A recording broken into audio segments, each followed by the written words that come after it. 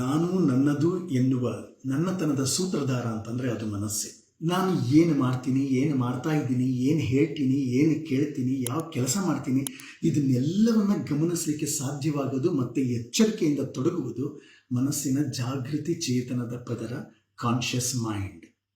ಇಂತಹ ಎಚ್ಚರಿಕೆಯ ಅಥವಾ ಪ್ರಜ್ಞೆಯ ಮನಸ್ಸಿನ ಹಿಂದೆ ಭಾವನೆಗಳ, ಅನುಭವಗಳ, ನೋವುಗಳ, ನೆನಪುಗಳನ್ನೆಲ್ಲ ಬಚ್ಚಿಟ್ಕೊಂಡಿರುವಂತಹ ಒಂದು ದೊಡ್ಡ ಗೋಡೌನ್ ಇದೆ. ಈ ಗೋಡೌನು ಸುಪ್ತ ಚೇತನ ಅಥವಾ ಸಬ್ಕಾನ್ಷಿಯಸ್ ಮೈಂಡ್.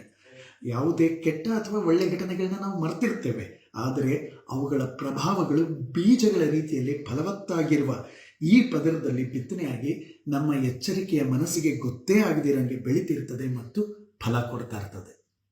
ಇನ್ನು ಅತಿಸುಪ್ತ ಚೇತನ ಅಂತ, ಅನ್ಕಾನ್ಷಿಯಸ್ ಮೈಂಡ್ ಅಂತ ಅನ್ನೋದೊಂದಿದೆ. ಇದರಲ್ಲಿ ಆಳವಾಗಿ ಬೇರೂರಿರುವ ಆಲೋಚನೆಗಳು, ಆಸೆಗಳು ಮತ್ತು ನೆನಪುಗಳನ್ನ ಹೊಂದಿರುತ್ತೆ.